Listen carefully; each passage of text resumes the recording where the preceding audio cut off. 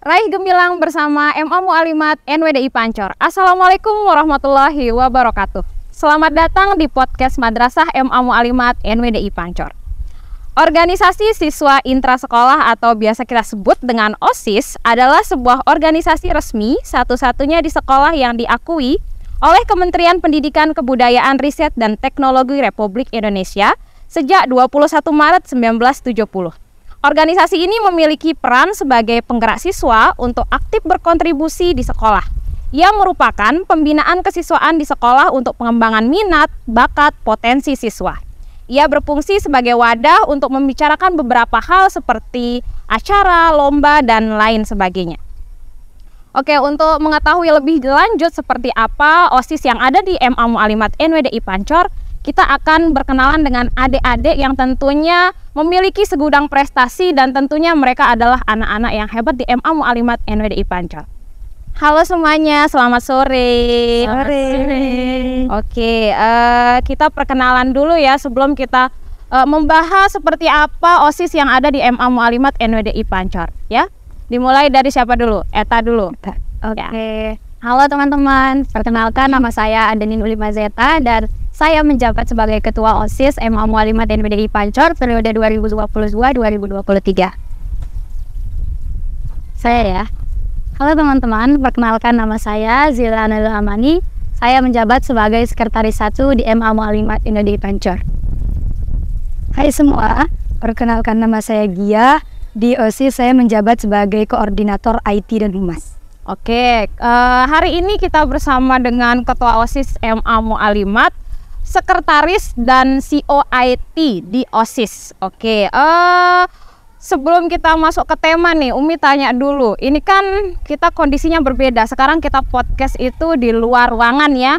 Yang setiap harinya atau pas podcast kita di dalam ruangan. Gimana perasaan kalian? Tetap tegang. Oh itu tetap tegang ya. Karena di podcast sebelumnya kalian jadi host ya. Ya, dan hari ini kalian jadi bintang tamunya. Waduh, rada deg-degan tapi ya tapi lebih ini ya. Have fun aja sih kalau. Oh ya, karena di luar ruangan ya. Oke. Dan kemarin ini baru selesai semester. Nah, gimana kira-kira nilai kalian semesternya? Apakah ada kendala atau menurut kalian semester ini nilai kalian lebih bagus yang sekarang atau yang sebelumnya? Kira-kira nih, kira-kira. Kalau untuk semester yang kemarin ini kayaknya alhamdulillah lebih bagus karena ya semangat kita kayaknya lebih meningkat ya untuk semester. Karena semester ini kenaikan kelas. Ya, effort kita pasti lebih besar karena ini kenaikan kelas. Ya, Gia gimana? Ya alhamdulillah juga sama ya. Zila juga ya? Ya alhamdulillah Umi meningkat. Oh meningkat, alhamdulillah. Nah setelah semester nanti ada kelas meeting, terus kalian pasti akan menyiapkan liburan. Ini yang paling ditunggu-tunggu. Apakah sudah ada plan atau apa? Mau kemana gitu? Ada? Atau belum? Dari saya Umi ya. Mungkin dari saya nggak ada. Karena OSIS itu kan nanti persiapan mat sama juga. Oh iya benar mat sama. Liburannya ya. Itu ya diluangkan untuk itu. Tapi liburan yang produktif gitu ya.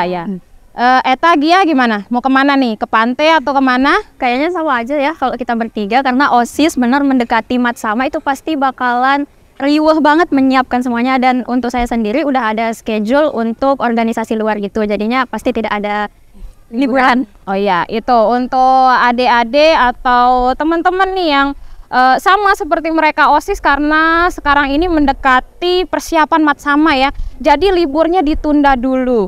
Kalaupun ada kesempatan juga pasti kita untuk istirahat ya. Untuk memulihkan kembali tenaga. Oh iya, lebih baik istirahat ya. Benar. Gitu ya. Tapi kan biasanya seusia kalian nih nongkrong atau gimana, tapi kalian lebih memilih istirahat. Itu luar biasa sekali. Oke, karena tema podcast kita hari ini adalah minat dan bakat. Ya, sebelum kita ke sana, Umi tanya dulu nih. Menurut kalian secara sederhana deh, organisasi itu apa sih? Dari Eta dulu deh. Simpel aja sih kalau menurut saya organisasi itu adalah sebuah sekelompok orang yang memiliki tujuan yang sama. Oke, tujuan yang sama. Zila? Ya kalau saya organisasi itu menurut saya itu tempat saya berekspresi. Oke, Karena belum tentu saya mendapatkan di kelas itu seperti di organisasi. Oke, kalau Gia? Kalau menurut saya, organisasi itu adalah sebagai wadah kita untuk berekspresi seperti kata Zila tadi, sebagai menemukan teman baru, mencari wawasan baru. Berarti kalau kita berpikir kalau organisasi itu sangat penting sekali. Penting banget, benar. Oh gitu, ya. Dari segi mana nih kalian bilang kalau organisasi itu penting? Ada dua versi. Oke, ada dua Penting versi. untuk diri kita sendiri dan penting untuk masyarakat. Kenapa penting untuk diri kita sendiri? Karena organisasi itu mampu menjadikan kita bertanggung jawab, Iya, benar. terus bekerja sama, percaya diri, yang dimana itu tuh sangat berguna untuk mengasah skill kita dalam bersosialisasi. Dan dalam masyarakat sendiri, kita itu akan terbiasa untuk saling menghargai, dan itu adalah basic etika kita dalam bermasyarakat. Nah, itu penting banget kalau menurut saya. Iya, iya. Berarti berorganisasi itu kita harus benar-benar kerja tim. Berarti banyak tangan tapi satu pikiran, seperti itu ya. Oke, ini nih yang pasti teman-teman di rumah atau adik-adik yang akan mencalonkan diri sebagai OSIS pasti penasaran. Apa sih motivasi dan alasan kalian sehingga bisa tertarik dengan OSIS ini?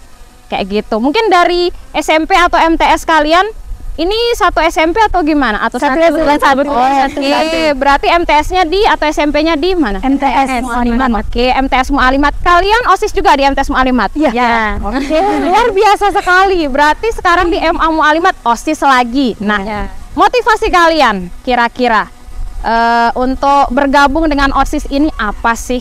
Gia dulu deh, sebelum ke Eta. Apa kira-kira? Motivasi saya untuk bergabung di OSIS ini tuh di kelas kan kita belajar akademik saja. Nah, menurut saya itu akademik saja itu tidak cukup untuk diri saya sendiri gitu, untuk masyarakat juga, untuk kita, dan kita juga tidak hanya membutuhkan akademik itu. Iya, benar-benar.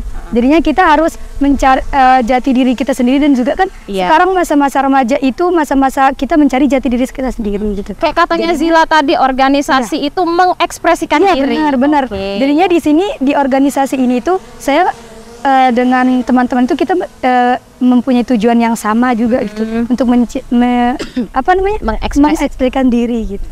Mengembangkan bakat dan minat ya. Oke, itu dari Gia tadi. Kalau Eta?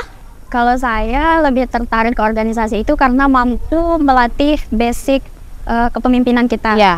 Ya. Terus di organisasi itu benar kata teman-teman tadi, kita itu lebih bisa berekspresi dengan bebas. Kalau di kelas tuh masih ada kan kepikiran pelajaran atau lainnya. Kalau di organisasi itu lebih bebas aja gitu rasanya. Dan kalau organisasi itu sendiri bisa membentuk karakter kita. Beda loh orang yang ikut organisasi sama orang yang nggak ikut organisasi itu, mindset atau pola pikirnya itu beda menurut saya. Ya, betul sekali ya. Zila? Ya, kalau saya tujuan saya mengikuti organisasi itu nanti saya akan mengasah skill saya nih.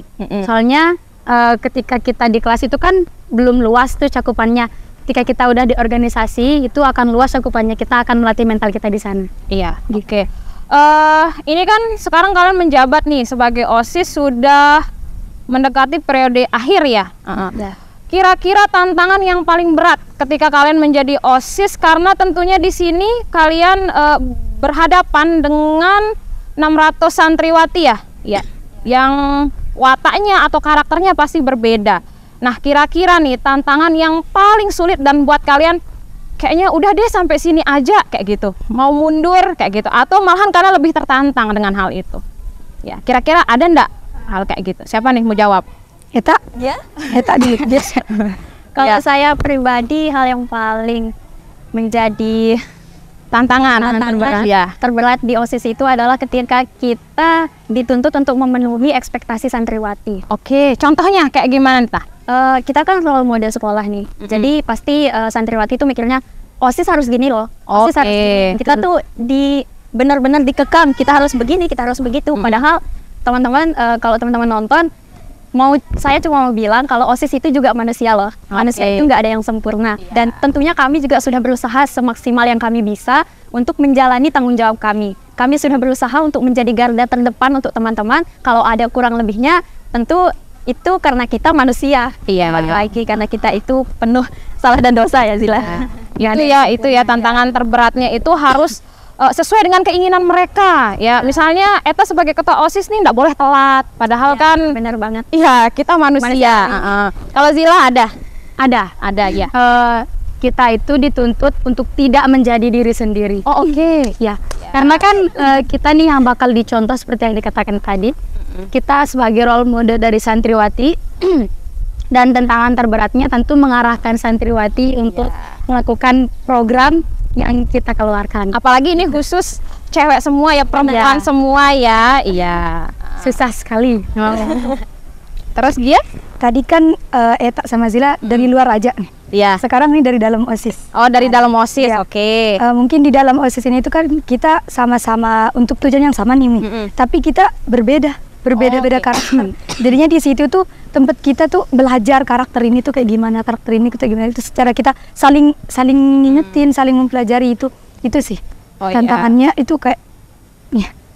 Karena kan kalian ini datangnya kan dari berbagai macam ya. Benar. Yang udah saling kenal dari MTS aja bisa. Ada masalah apa lagi yang baru saling kenal. Nah, itu buat adik-adik yang ingin masuk OSIS atau sekarang mempersiapkan diri untuk bergabung dengan OSIS. Jadi sangat diperlukan ya yang namanya kepercayaan, kerja tim seperti yang kalian bilang tadi itu. Dan itu susah banget sih, Umi. Oh iya, untuk di kerja tim itu kan karena kita banyak juga. Ya, namanya aja sekali lagi kita belajar, gitu kan? Ya, seperti kalian bilang tadi, oh organisasi itu tempat saya seperti ini, tempat saya seperti ini. Jadi ya kalian sudah hebat sejauh ini seperti itu. Nah, ini nih di podcast sebelumnya kita juga membahas tentang OSIS itu. Kalian setuju nggak kalau OSIS itu ratu atau OSIS itu babu? Menurut pandangan kalian sendiri? Terkadang kan Eta OSIS jadi dia ini nih kayak gitu. Gimana menurutnya? Dibilang setuju enggak, dibilang nggak setuju juga enggak. Iya. Karena ya nggak muluk-muluk ya, kita sebagai OSIS kadang ada privilege lebihnya gitu. Iya. Kita punya relasi, itulah pentingnya organisasi. Kita mampu membangun relasi yang itu sangat menguntungkan banget. Iya. Dan babu kalau dibilang nggak babu juga sih. Iya. Ya tapi ya memang mungkin karena teman-teman melihat kita tuh bekerja keras tanpa upah itu mungkin kelihatannya kayak babu ya. Tapi kalau kita sendiri sih enjoy aja. Nggak ngerasa kayak gitu. Mungkin lebih dikatakan sebagai jalan sih penyalur santriwati karena kan dari struktural baru ke OSIS sebagai penyalur santriwati. Kan kalian dari kepala madrasah, struktural, wakasis kan ya, terus pembina OSIS baru OSIS. Iya, jadi kalian itu adalah wajahnya madrasah. Ya memang benar seperti itu. Kalau Gia gimana? Ya sama. Tidak setuju berarti ya OSIS itu ratu atau OSIS itu babu. Oke. Itu. Nah, kalian kan sibuk sekali nih di OSIS ya. Tentunya kalian harus membagi waktu dengan belajar kalian, membagi waktu dengan main-main, atau membagi waktu kalian dengan berkumpul dengan keluarga. Nah, seperti apa sih pembagian waktu itu? Atau kalian juga ada kegiatan luar selain di sekolah? Ya. Siapa? Iya, Zila. Belum Zila boleh. Ya. Gimana pembagian waktu kalian?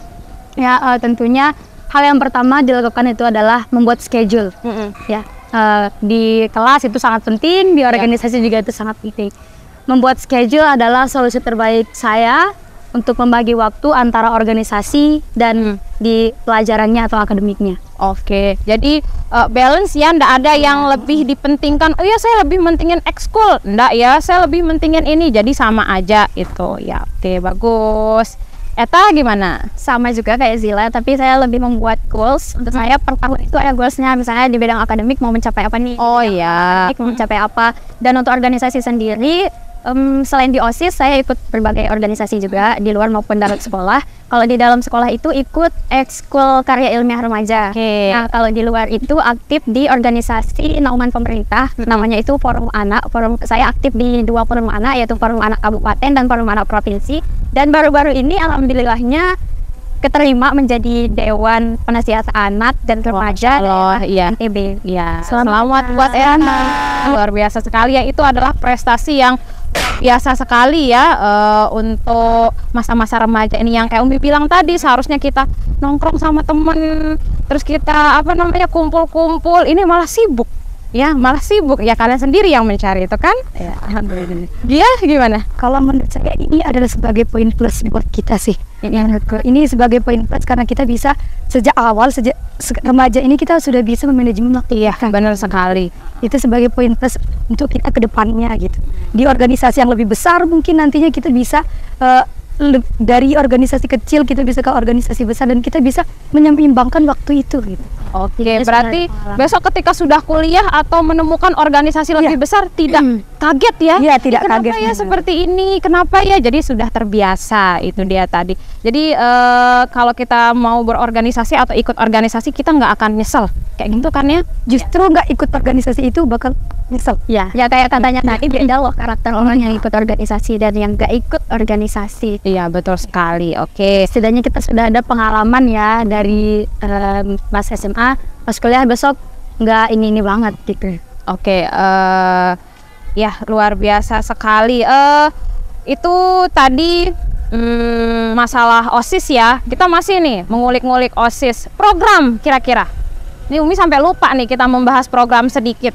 Program OSIS yang sudah kalian jalankan selama kepemimpinan Eta mungkin bersama Zila dan Gia, atau yang belum bisa disebutkan nanti bisa dilanjutkan oleh adik-adiknya kayak gitu. Yang sudah kira-kira apa nih?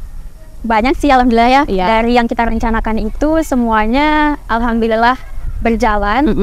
Sebelumnya kita mau kasih tahu dulu nih nama angkatan kita itu namanya adalah Gantari Filantropi, yang artinya adalah bersinar dengan memanusiakan manusia yang lain.